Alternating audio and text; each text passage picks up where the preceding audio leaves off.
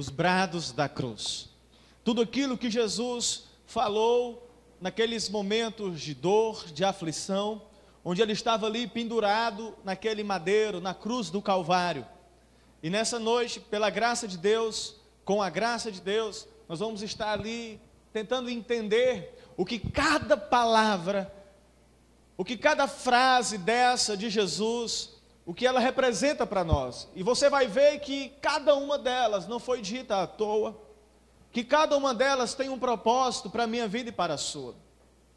Em primeiro lugar, nós vimos aqui nesse vídeo que a primeira frase de Jesus, ela está em Lucas capítulo 23, no verso 34.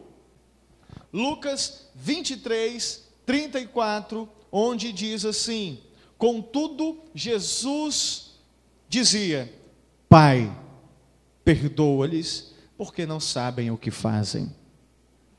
Pai, perdoa-lhes, porque eles não sabem o que fazem. Eles não sabem o que fazem. O que significa isso? O que Jesus está falando aqui? Vem cá, quer dizer que o fato de eu não saber o que eu estou fazendo me faz digno de perdão? Não. A ignorância não absolve ninguém. Não é porque você não sabia que não é pecado sim. Não é porque você achava normal trair sua esposa, achava normal enganar as pessoas na praça, que você vai ser absolvido, não, querido. Não é a ignorância que vai absolver você dos pecados. Jesus, na verdade, ele está orando aqui, não é porque aquelas pessoas não sabiam o que estavam fazendo. Aqueles homens, queridos, com certeza eles sabiam que Jesus era inocente. Pôncio Pilatos, ele lavou suas mãos porque ele sabia que em Jesus não havia culpa nenhuma. Entretanto, ele foi covarde, ele se viu ali sem forças para enfrentar, para bater o pé e falar: olha, esse homem é inocente. Ao invés disso, Pilatos, ele entregou Jesus àqueles religiosos, aquelas pessoas que estavam ali blasfemando, zombando. O que Jesus está falando aqui, queridos, na verdade, eles não sabem o que estão fazendo, é por causa da enormidade do pecado deles. Não era só porque eles estavam condenando um inocente, amados irmãos. Era porque eles estavam cravando na cruz o Cordeiro de Deus, o Filho de Deus, o homem que não tem pecado, aquele que era o Salvador, aquele que havia vindo até a terra para nos salvar. Essa era a grande enormidade do pecado deles. E se você for atento às escrituras bíblicas, você vai ver que, na medida que vai discorrendo a narrativa, a história, você vai ver que essa oração de Jesus, ela foi respondida. Eu não sei se você já percebeu, mas a gente vê logo em seguida, Jesus, ele falando com um dos ladrões, onde esse ladrão, ele olha para Jesus e fala: Senhor, lembra-te de mim quando vieres o teu reino. E Jesus olha para ele e diz: ainda hoje estarás comigo no paraíso. Ainda hoje. Essa é uma resposta da oração de Jesus. A gente vê logo em seguida, depois, após Jesus ter morrido, a morte ter consumado ali, a gente vê um centurião romano olhando para ele, dizendo assim: verdadeiramente, esse era o Filho de Deus. Essa é uma resposta da oração de Jesus, querido. Pai, perdoa-lhes, porque eles não sabem o que estão fazendo.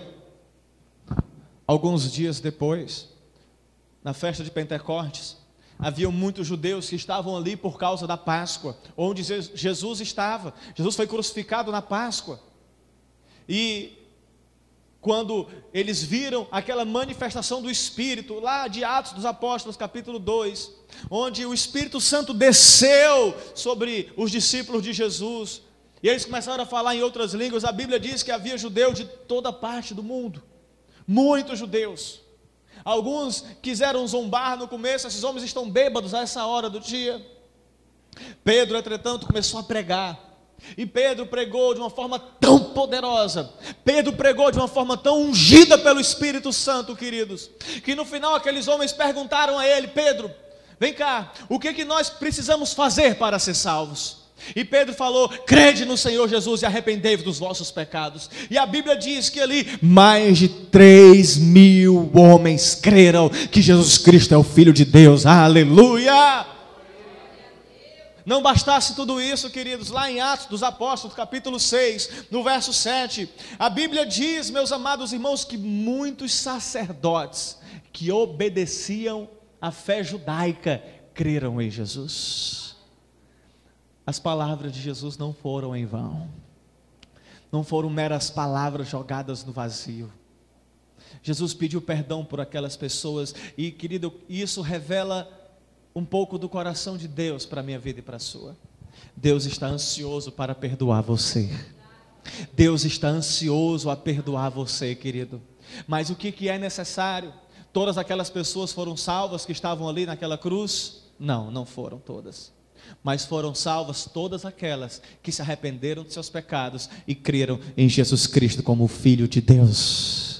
Se você se arrepender dos seus pecados, se você crer que Jesus Cristo é o Filho de Deus, que Ele morreu, sim, é verdade, Ele morreu, mas ao terceiro dia, Ele ressuscitou dos mortos, e hoje vive e reina pelos séculos dos séculos, aleluia, glória a Deus, aleluia, Ele vive e reina, está ansioso para perdoar você. Esse foi o primeiro brado, um brado por perdão. Pai, perdoa-lhes, porque eles não sabem o que fazem. Em seguida, no Evangelho de João, no capítulo 19, a gente vê ali o segundo brado da cruz, o segundo brado de Jesus, um brado por salvação. Lucas 23, 43, Jesus lhe respondeu: em verdade te digo que hoje estarás comigo no paraíso. Esse foi o segundo brado da cruz. O segundo brado, um brado de salvação. E o que eu aprendo com isso? Quais são as lições que eu posso aplicar na minha vida acerca dessas palavras de Jesus para aquele homem? Eu não sei se você sabe a história, você viu aqui no vídeo um pouquinho e deu para trazer uma luz para você. Mas aquele homem era um dos dois que estavam presos ali com Jesus naquela cruz. E em um determinado momento, o que eles estavam fazendo era zombando. Eles estavam zombando. Os dois estavam zombando. Ah, se você é o Filho de Deus, desce daí, sai daí. Mas em um determinado momento, esse homem caiu em si. Aos 47 minutos da sua vida, aos 47 do segundo tempo, na prorrogação, nos acréscimos, ele teve a oportunidade, não só de marcar um gol de placa, mas de alcançar a maior vitória que o homem pode alcançar, a sua salvação em Cristo Jesus. E o que é que eu aprendo aqui? Em primeiro lugar, esse brado de salvação, ele foi por alguém que viveu abertamente no pecado. Esse homem sabia que ele não era inocente. Ele era um homem que estava ali e era justo ele estar ali. Ele sabia, nós merecemos de fato estar aqui. Nós merecemos de fato essa condenação. Então, ele era um homem que vivia abertamente no pecado. O ser humano, querido, é isso que ele merece. A verdade é essa. Na lei espiritual, na lei de Deus, a Bíblia diz que o salário do pecado é a morte. A alma que pecar, essa morrerá. Isso é algo muito sério, é uma verdade. E esse homem vivia assim, abertamente, escancaradamente no pecado. Entretanto, uma segunda característica que me chama a atenção desse homem aqui, é que ele reconheceu os seus pecados. Ele falou assim: para com isso, porque nós merecemos estar aqui, porque nós temos falhado. E tem muitas pessoas caminhando a passos largos para a destruição, por causa desse segundo ponto aqui. Elas não conseguem reconhecer seus pecados. Na verdade, elas são boas demais para Deus. Na verdade, elas acreditam que elas podem ir para o céu por seus próprios méritos. Mas isso é um engano. O apóstolo Paulo, quando ele escreveu à igreja de Éfeso, no capítulo 2, no verso 8, ali tem um texto muito conhecido, onde ele diz: porque pela graça sois salvos, E isso não vem de vós, é dom de Deus. É pela graça que nós somos salvos. É pela graça que nós somos salvos. Não vem de nós. Fala para o teu irmão do lado, fala: querido, a salvação não vem de você mesmo. É um dom, é um presente de Deus. O verso 9, ele ainda é até mais incisivo, porque ele diz assim: não é por obras para que ninguém se glorie. Não é por obras para que ninguém abra a sua boca e fale: olha, eu mereço ir para o céu. Não, não merece. Na verdade, o homem sem Deus, o que ele merece é a perdição. O salário do pecado é a morte. Os pecados, eles causam separação entre o homem e Deus.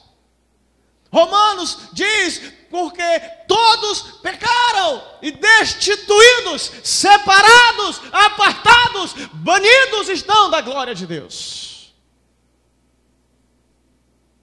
Separados da glória de Deus. Todos pecaram. Todos. E esse homem reconheceu isso. Eu sou pecador. E eu me lembro de Jesus contando a história do publicano e do fariseu, onde o fariseu, ele estava no templo orando: Senhor, obrigado. Obrigado por eu ter nascido homem, não ter nascido mulher. Obrigado por eu ser judeu. Obrigado por eu não ser igual a esse publicano. Obrigado por eu ser um homem reto, religioso. Obrigado, Senhor. Essa era a oração dele. E a oração do publicano era assim: Deus, sê propício a mim, pecador. Esse homem não ousava nem levantar sua cabeça, mas ele orava: Deus, sê propício a mim, pecador.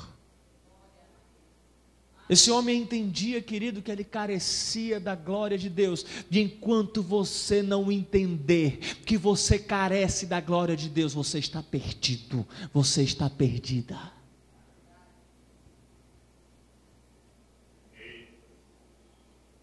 Enquanto você achar que o fato de você ser uma pessoa boa credencia você a ir ao céu, você está perdido, você está perdida. A verdade é que a salvação é pela graça, mediante a fé, não vem de vós, é dom de Deus. Aleluia. Porque dele, por ele, para ele são todas as coisas. A ele seja a glória, a honra e o louvor para sempre, pelos séculos dos séculos. Aleluia! Esse homem reconheceu isso, queridos. Ele reconheceu que era pecador. Em terceiro lugar, esse brado de salvação foi por alguém que reconheceu quem Jesus é. Porque ele falou assim: ei, nós merecemos estar aqui, mas esse homem não. Ele reconheceu quem Jesus é. Você reconhece quem Jesus é? Quem Jesus é para você? Eu estou perguntando isso, parece uma pergunta idiota, me perdoa até por essa pergunta, parece ser idiota, mas tem pessoas que acreditam que Jesus, por exemplo, ele era somente um profeta. Outras pessoas acreditam que Jesus, ele é apenas um ser iluminado, uma pessoa que alcançou um patamar espiritual elevado, e o comparam a figuras como Gandhi, como Buda. Quem é Jesus para você? Quem é Jesus para você? Eu creio no Jesus da Bíblia. E o Jesus da Bíblia afirmava ser o Filho unigênito de Deus, o Filho de Deus. E se ele está falando duas uma, três uma na verdade, ou ele é louco, ou ele é mentiroso, ou ele é realmente quem ele diz ser que é. Eu não acho que ele era louco. Eu também não acho que ele era mentiroso. Então eu chego à terceira hipótese: ele é quem ele diz que é, e ele é o Filho de Deus. João Batista olhou para ele e teve uma conclusão muito perspicaz. João olhou para ele e falou: eis o Cordeiro de Deus que tira o pecado do mundo. Eis o Cordeiro de Deus que tira o pecado do mundo. Simeão era um velhinho, ele não era um sacerdote, ele não era um fariseu, ele era um velhinho, mas ele tinha intimidade com Deus. E Simeão, por ter intimidade com Deus, quando ele viu Jesus, quando era criança, ele jubilou, ele se alegrou, porque ele viu com seus olhos o Salvador. E é com intimidade, querido, Deus, nessa noite, Ele está abrindo olhos aqui, nessa noite, para que você possa reconhecer quem Jesus verdadeiramente é. Deus está abrindo olhos espirituais aqui para você ver e discernir quem Jesus é. Jesus não era apenas um profeta, não era apenas um filósofo, não era apenas um anarquista, não era um comunista, não. Jesus era o Filho unigênito de Deus, que veio para salvar o homem da perdição do pecado, porque o Filho do homem, ele veio buscar e salvar o que havia se perdido. Aleluia! Eu estava perdido, mas Jesus me achou, mas Jesus me encontrou, mas Jesus me salvou, e hoje eu estou aqui para falar das boas novas, das maravilhas que o meu Deus fez por mim e fez por você também, meu querido. Você pode testemunhar isso, amém? Você pode testemunhar isso, amém? Aleluia! Glória a Deus! Aleluia! Glória a Deus! Você pode dar um glória a Deus aí, meu irmão? Aleluia! Seja exaltado, Senhor, seja adorado. Em quarto lugar, esse brado de salvação, ele foi um brado por alguém que clamou por salvação. Não adianta você reconhecer que está em pecado. Não adianta só você reconhecer que Jesus é o Filho de Deus. É muito comum quando a gente está falando de Jesus para as pessoas falam assim: eu sei que Jesus é o Filho de Deus. Sim, e aí? Querido, quando você tem um encontro real e verdadeiro com Jesus, é necessário você tomar uma decisão, uma posição. E esse homem, ele tomou uma posição.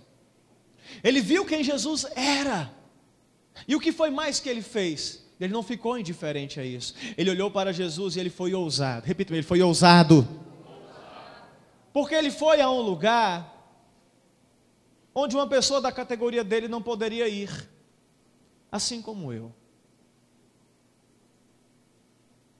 Ele foi até Jesus. E ele clamou por salvação. Ele sabia que não merecia, mas ele teve coragem de pedir. E ele falou: Senhor, lembra-te de mim quando vieres o teu reino. E o que eu acho legal foi que Jesus falou, ele não falou assim: não, agora está tarde demais, agora já era, você teve a vida inteira para você se arrepender, e agora você vai querer quando está aí? Não, querido, sinto muito. Não foi assim que Jesus falou.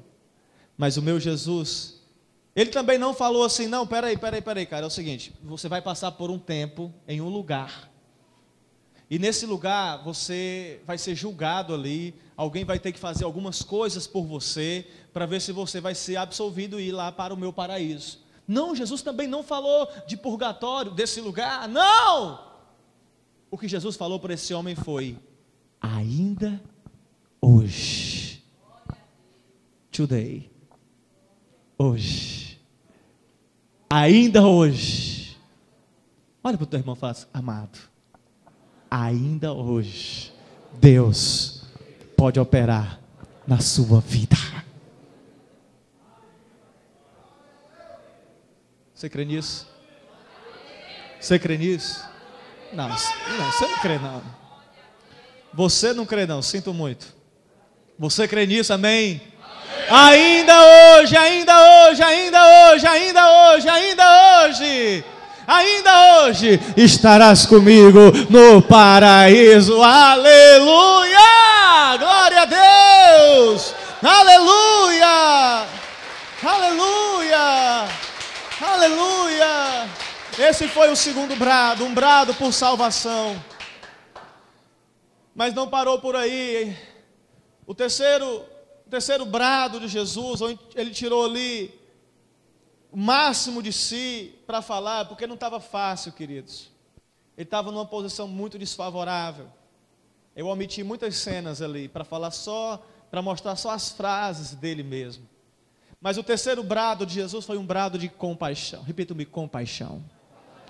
E vamos ver o texto que está escrito no Evangelho de João, capítulo 19, verso 26, onde diz assim: vendo Jesus, sua mãe, e junto a ela, o discípulo amado, disse: mulher, eis aí o teu filho.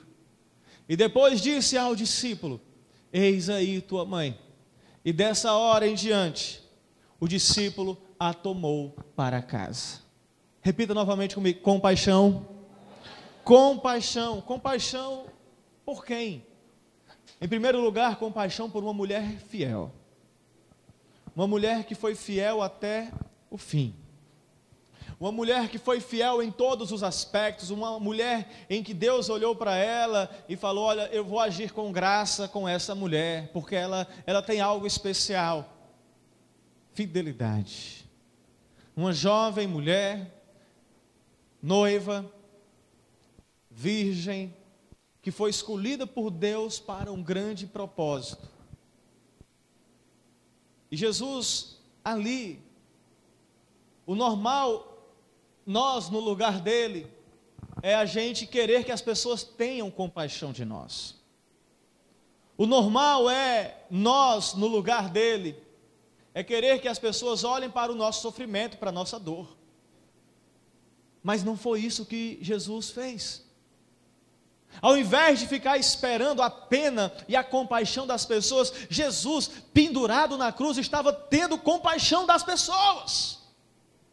E principalmente dela, uma mulher fiel, que enfrentou tudo e a todos, enfrentou o preconceito, enfrentou o medo, enfrentou a incredulidade, enfrentou os soldados para estar ali, onde muitos dos discípulos de Jesus fugiram, foram embora. Ela permaneceu firme até o fim. Foi um brado de compaixão por uma mulher, não uma mulher qualquer, mas uma mãe. Uma mãe que estava vendo a dor do próprio filho. Quem é mamãe aqui?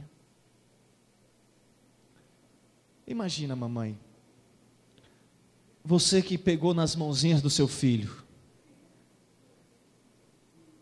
as mãozinhas doces dele, e você vê alguém pegando um cravo de ferro, cravando nessas mãos doces. A testa, mamãe, que você acariciava, que você beijava, e de repente vem alguém e coloca uma coroa de espinhos, sem nenhum cuidado, sem nenhuma delicadeza.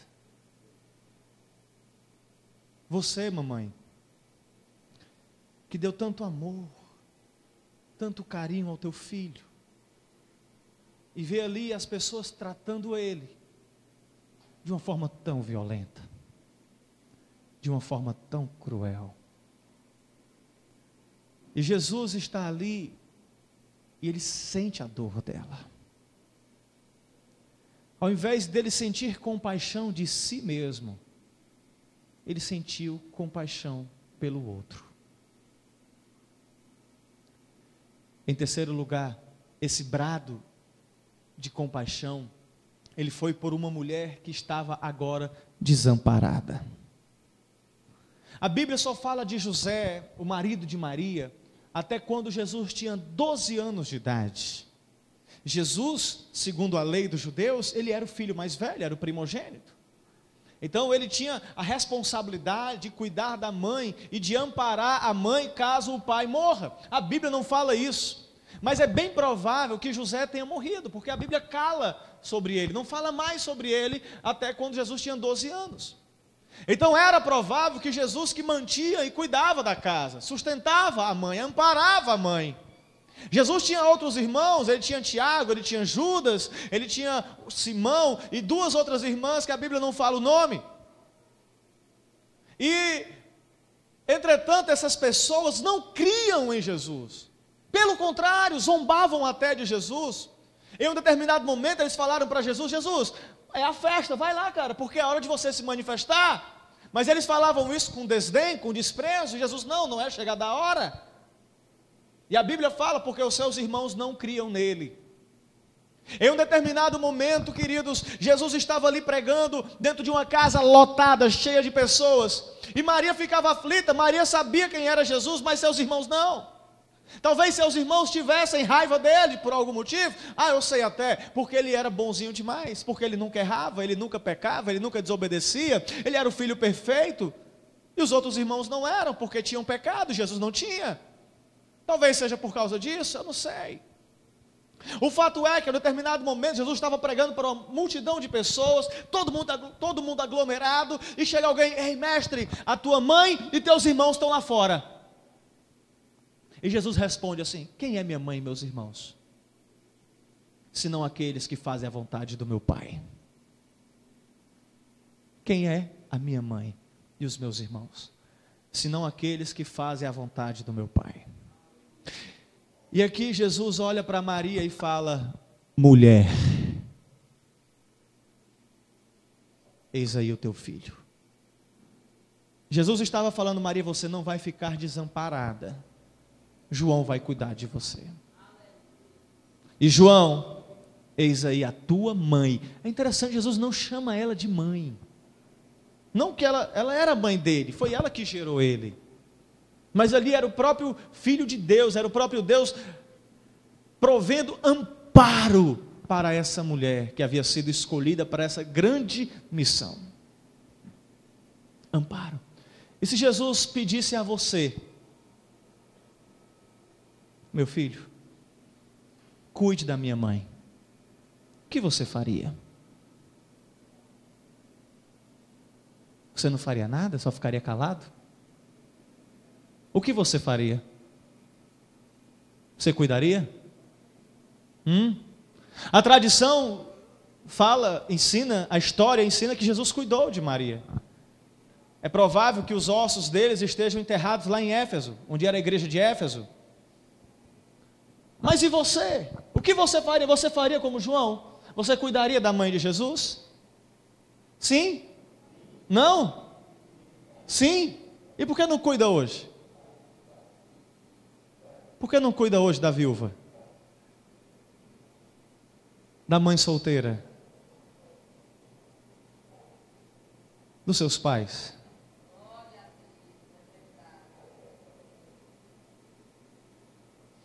É importante a gente refletir nisso hoje. Você está entendendo, amém? O quarto brado de Jesus, querido, foi um brado de angústia. Um brado de angústia. E aqui Jesus sua alma estava sofrendo muito. Um brado de angústia. Angústia pelo quê? Vamos ler Mateus 27, 46.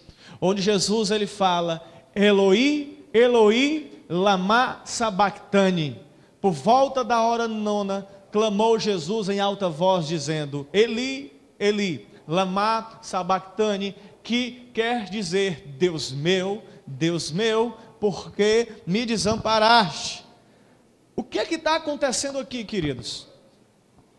Deus meu, por que me desamparaste? Angústia.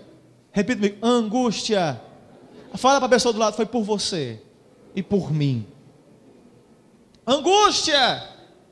O que está acontecendo nesse momento? Uma ruptura no relacionamento.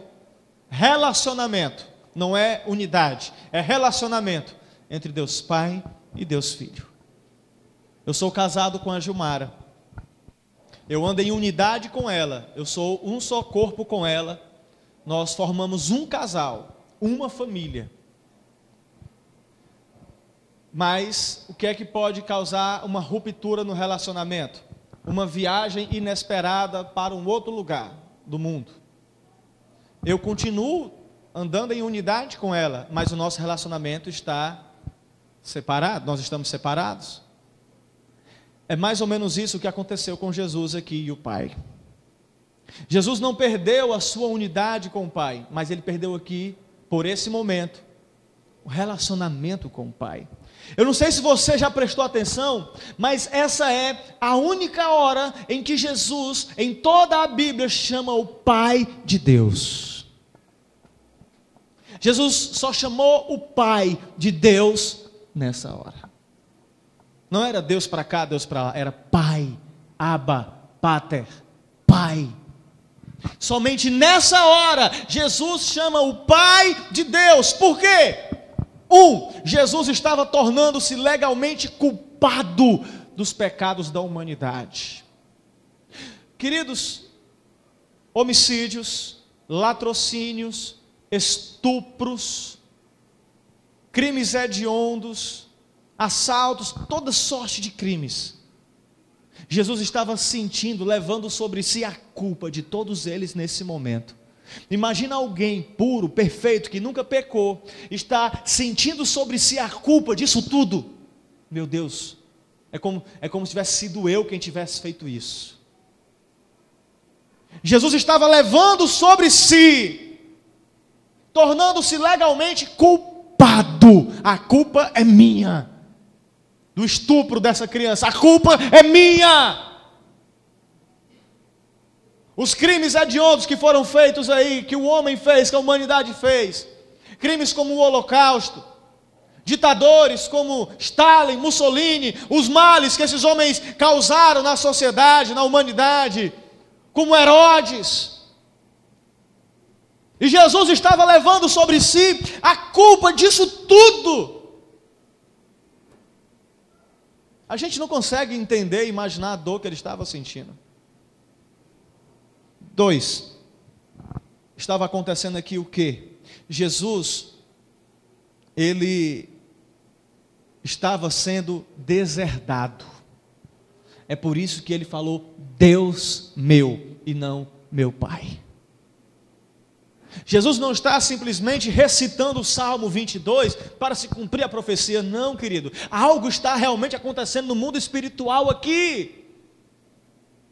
Eu não sei se você sabe, mas Jesus, ele era, em João 3,16, o unigênito Filho de Deus. Mas lá em Efésios 1, ele se torna o primogênito de muitos irmãos.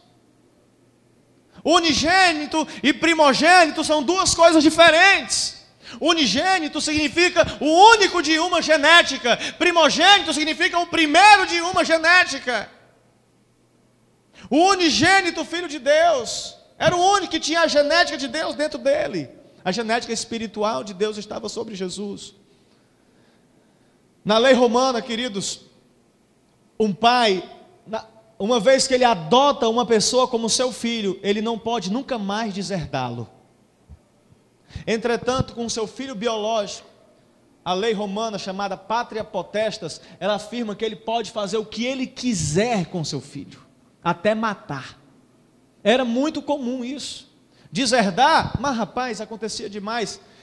Mas a lei romana, pátria potestas, afirma que podia até assassinar seu filho e o Estado não podia fazer nada. Era o direito dele como pai. Jesus, ele era esse filho legítimo. E o que é que o pai faz aqui com Jesus? Deserda. Para ele poder pagar o nosso pecado. Para ele levar sobre si a nossa condenação, a nossa culpa. Mas aí ele volta como o quê?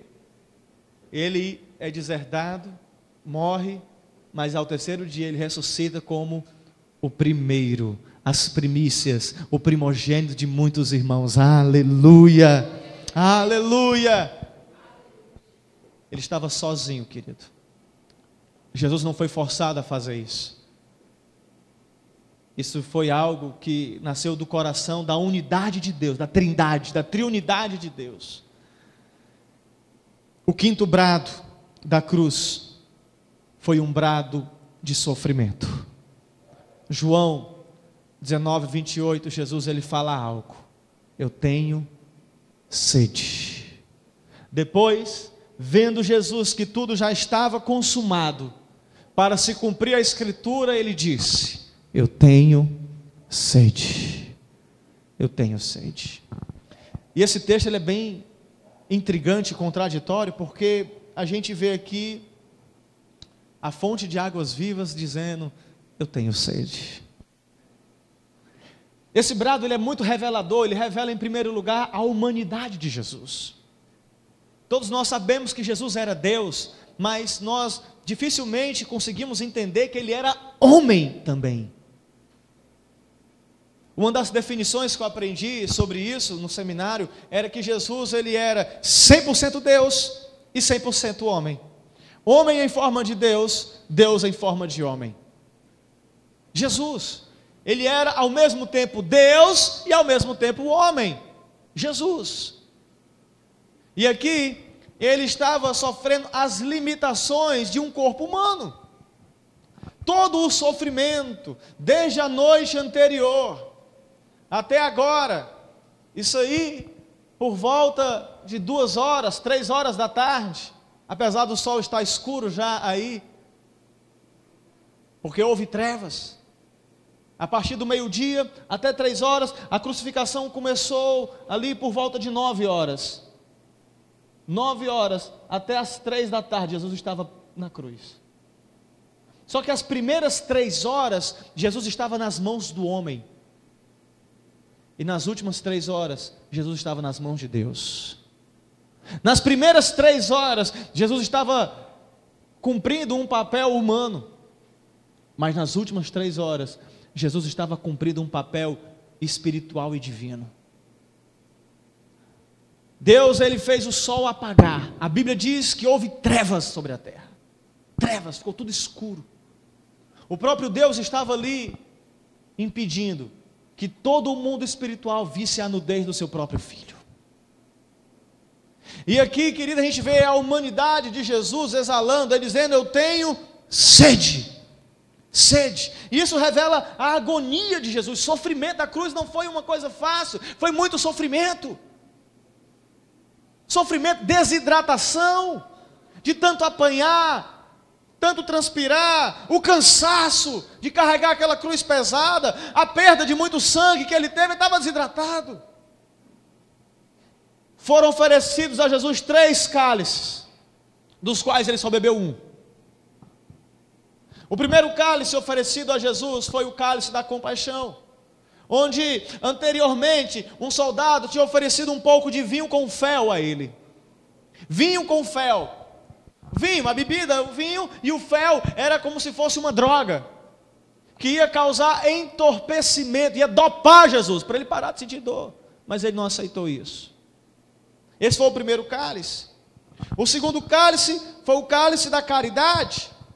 Jesus, ele falou: eu tenho sede. Eu não sei se você percebeu no vídeo, mas os homens ali molharam uma esponja em alguma coisa e tentaram dar para Jesus chupar aquela esponja. Era vinagre. Vinagre era como se fosse um vinho barato, de baixa qualidade, que os soldados ficavam bebendo. Era uma tentativa de amenizar ali a agonia de Jesus, mas Jesus também rejeitou. Mas teve um cálice, um terceiro cálice, que Jesus não rejeitou. Ele bebeu todinho. No jardim do Getsêmani, horas antes, Jesus estava ajoelhado. Ele estava ajoelhado, orando incessantemente: Pai, se possível, passa de mim esse cálice, mas não seja como eu quero, mas como tu queres. Se possível, passa de mim esse cálice. No fim das contas, Jesus bebeu esse cálice e bebeu ele todinho. O cálice da iniquidade. O cálice da iniquidade. Sabe por que Jesus sentiu sede, querido? Pergunta: por quê, pastor? Para que ele pudesse saciar a nossa sede. Para que ele pudesse saciar a sede da nossa alma. Jesus, ele falou lá da cruz: eu tenho sede. Para que nós possamos saciar a sede da nossa alma. Se Jesus pedisse a você: eu estou com sede, me dá um pouco de água, você daria? Você daria? Vocês estão tão calados. Você daria água a ele? Você está com medo do que eu vou falar em seguida? Responda, deixa de ser medroso, de ser medrosa, rapaz. Está com medo? Você daria água a ele? Um terço falou que sim. Por que você não dá então? Por que você não dá então? Mateus 25, 34.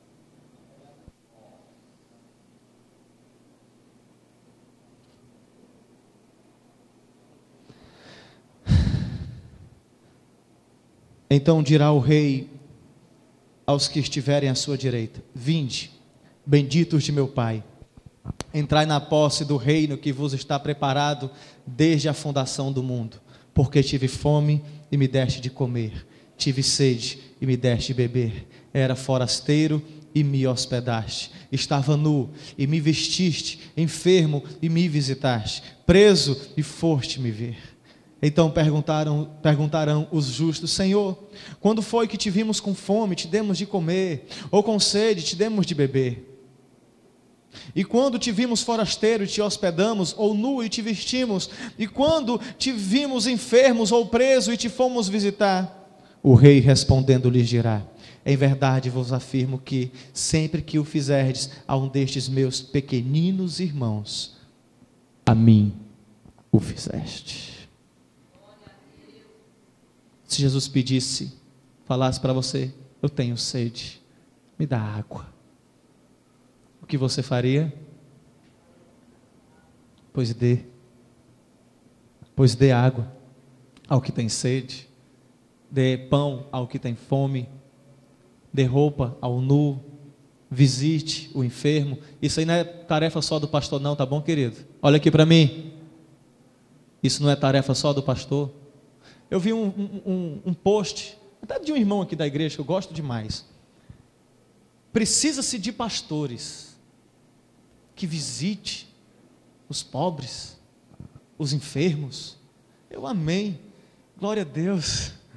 Não só de pastor, a gente precisa de uma igreja que faça isso. Precisamos ser uma igreja que faz isso. Vocês me pagam um salário para eu fazer isso por vocês, é?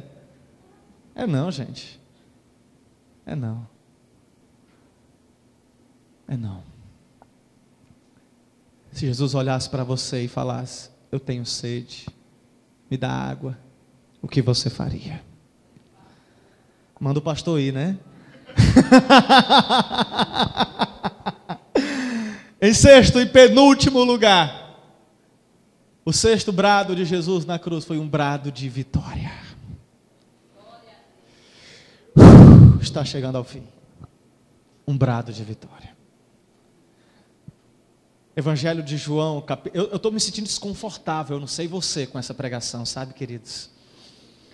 Evangelho de João, capítulo 19, verso 30.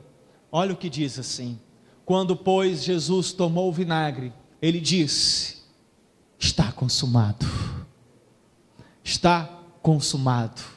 E inclinando a cabeça, rendeu o espírito. Está consumado, do grego tetelestai. Acabou. Está pago. Finalizado. Eu concluí a obra que eu deveria fazer. Acabou. Fim. Queridos, 33 anos de idade. Jesus, ele falou: eu não tenho mais nada a fazer. A obra que tinha para eu fazer, eu já fiz. Eu estou preocupado porque eu estou só com 29. Eu já estou com 29 e na minha cabeça eu tenho muita coisa para fazer ainda. Mas esse homem com 33 anos não tinha mais nada o que fazer. Ele já havia feito tudo. O que é que tem para você fazer ainda? O que é que está faltando para você dizer: está consumado?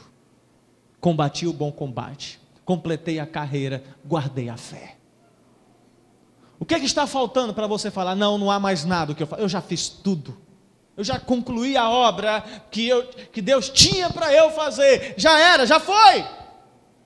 E Jesus havia concluído isso. O que é esse brado de vitória? É vitória de quê? Vitória contra quem? Vitória sobre o quê? Vitória sobre o sofrimento. Queridos, foi muita dor. Eu tenho certeza que Jesus, ele foi tentado em desistir. Como no começo ele falou: Pai, se possível passa de mim esse cálice, mas não seja como eu quero, mas como tu queres. Se Jesus pensasse com uma mente carnal: eu vou morrer nessa cruz para quê?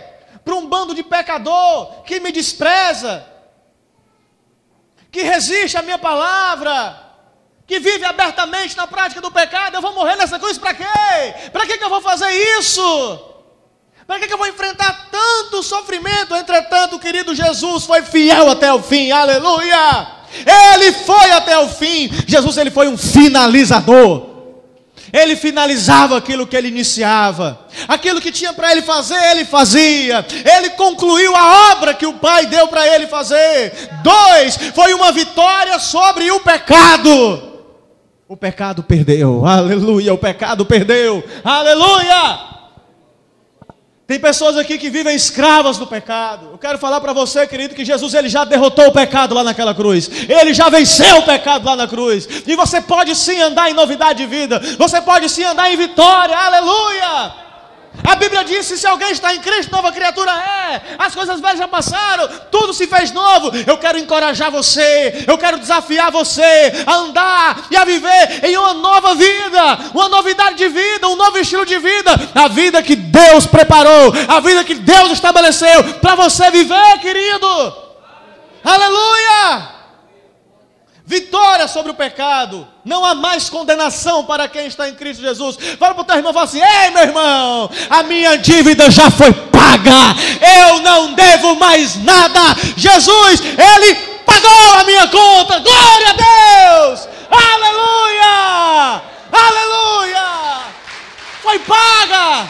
Está pago. Tetelestai. Está pago, não deve mais nada. Quando o diabo vai chegar lá diante do Pai: ei, Senhor Deus Todo-Poderoso. Mas esse tal de Jean Júnior, ele está muito afoitozinho ali pregando com aquele microfone. Esse rapaz, ele fez isso, fez aquilo outro, ele mentiu, ele roubou, ele pecou.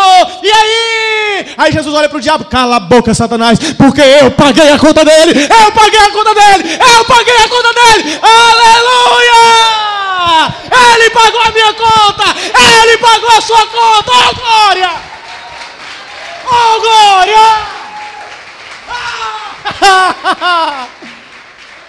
Tá pago, tá pago, tá pago, tá pago, tá pago, tá pago, tá pago.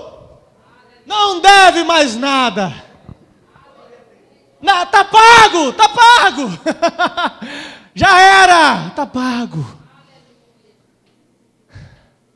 Quem intentará acusação contra os eleitos de Deus, se é Deus quem os justifica? Está pago, está pago. A minha Bíblia diz que Ele se fez pecado por nós, para que nele nós fôssemos feitos justiça de Deus. E em último lugar, o 7º brado da cruz foi um brado de entrega, onde Ele falou assim para o Pai: Pai, nas tuas mãos eu entrego o meu espírito. Nas tuas mãos eu entrego o meu espírito. O que é isso? É uma entrega voluntária. A minha vida eu mesmo a dou. Ninguém a toma de mim. Eu tenho autoridade para dar e para tomá-la de volta. Entrega. Entrega. Você, querido, como é que você vai para a cruz? Jesus, ele falou assim: quem quiser vir após mim, negue-se a si mesmo, tome a sua cruz e me siga. Como é que você vai para a cruz? É isso o que vai discernir quem você é. Se você é um rei ou se você é um ladrão. Porque foram os ladrões que foram forçados para a cruz. Jesus foi como um rei, voluntariamente entregou a sua vida. 2, foi uma entrega às mãos do Pai. Como eu falei para você, Jesus passou as primeiras 3 horas da crucificação nas mãos dos homens. Mas as últimas 3 horas, Jesus passou nas mãos do Pai. E Jesus, ele saiu dessa cruz, queridos, ele morreu nos braços do Pai. Do Pai dele, o Pai que estava ali sacrificando o próprio Filho.